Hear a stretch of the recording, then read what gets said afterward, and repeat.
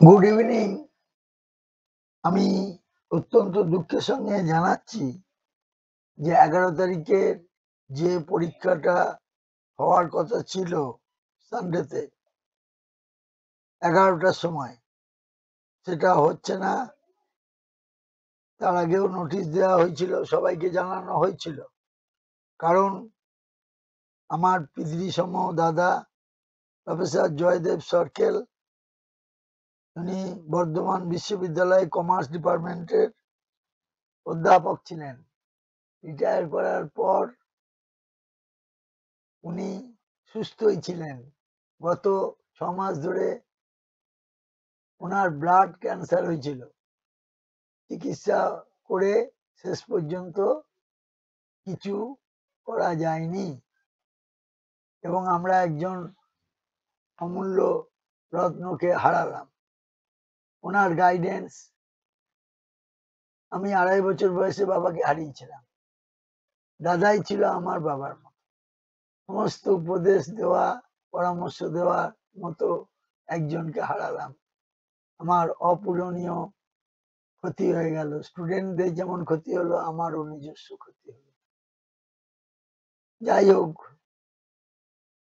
ভবিতব্যকে সবাইকেই মেনে নিতে হবে, কিছু করার তো নেই। এবার আমি বলি, এই এক্সামটা নেক্সট রবিবারের পরের রবিবারে হবে। কারণ পারলৌকিক ক্রিয়াগুলো শেষ হয়ে যাক, তারপর এই রবিবারের কামিং যে রবিবারটা আসছে তারপরে রবিবারে হবে। আজ হচ্ছে ইংরেজির ১১ তারিখ। আচ্ছা, সেটা আবার পরে জানানো হবে। এবং একটা কোশ্চেন মক টেস্টে দেওয়া হয়েছিল ওই ১১ তারিখের পরীক্ষার কোশ্চেনটা, সেটা আমি এরপরেই ওটা আলোচনা করে দিচ্ছি যে কিরকম ট্রিকারি কোশ্চেনটা ছিল। তার আগে একটা কথা বলি, যেটা আমার বলা খুবই দরকার। সেটা হচ্ছে in the meantime state ব্যাংকের ক্লার্কের যে মেন, তার অ্যাডমিট কার্ডটা ইস্যু হতে চলেছে এবং ২ ঘন্টা ৪০ মিনিট টোটাল টাইম থাকবে। ২ ঘন্টা ৪০ মিনিট টোটাল টাইম থাকবে এবং ২ ঘন্টা ৪০ মিনিট টোটাল টাইম থাকবে এবং ২১ তারিখে নির্ধারিত আছে। এখনো অ্যাডমিট কার্ড ইস্যু হয়নি, তবে হবে ২-৪ দিনের মধ্যে। এটা হচ্ছে এসবিআই এর যে জুনিয়র অ্যাসোসিয়েটস এর পরীক্ষা, ক্লারিক্যাল লেভেল। ঠিক আছে? এবং এই পরীক্ষাটা পাস করলেই সে কৃতকার্য হয়ে যাবে এবং মেন লিস্টের পরে পরে আবার ২-৩টে ওয়েটিং লিস্টও বেরোবে। আচ্ছা, এবার এরপরেই আবার আইবিপিএস এর ক্লার্কের মেনের পরীক্ষার ২৯শে নভেম্বর ডেট ঠিক হয়েছে। এইটা ২১ তারিখে ডেট ঠিক হয়েছে, ২১/১১-তে, আর ২১/১১-২৫ এইটা ডেট ঠিক হয়েছে। আর এইটার ডেট ঠিক হয়েছে ২৯শে নভেম্বর আইবিপিএস এর ক্লার্কের ২৯ তারিখে। ২৯শে নভেম্বর ডেট ঠিক হয়েছে, কিন্তু এটারও অ্যাডমিট কার্ড ইস্যু হয়নি। কিন্তু এই ২৯ তারিখে পরীক্ষা হলো, এরপরে রেজাল্ট কিন্তু বেরোবে ২০২৬ সালের 1 এপ্রিল। সেই দিনই বোঝা যাবে কোন ক্যান্ডিডেট এপ্রিল ফুল হবে না এফইউ ডবল এল হবে। আমি সবসময় বলি যে এফ ডবল এল হবে না এফইউ ডবল এল হবে। যাই হোক, এটা ক্যান্ডিডেটদের পারফরমেন্সের উপর নির্ভর করছে, এখানে তো কিছু করার নেই। এবার যারা যারা এই রবিবারের পরের রবিবার পরীক্ষা দেবে, কিছু ক্যান্ডিডেট দিয়েছিল, হ্যাঁ, কিন্তু তাদেরকে আমরা জানাতে পারিনি হঠাৎ অকস্মাৎ আমার দাদার মৃত্যুর জন্য। যাই হোক, এই এইখানে ঢুকতে হবে, দিয়ে মেলে চিঠি পাঠাতে হবে।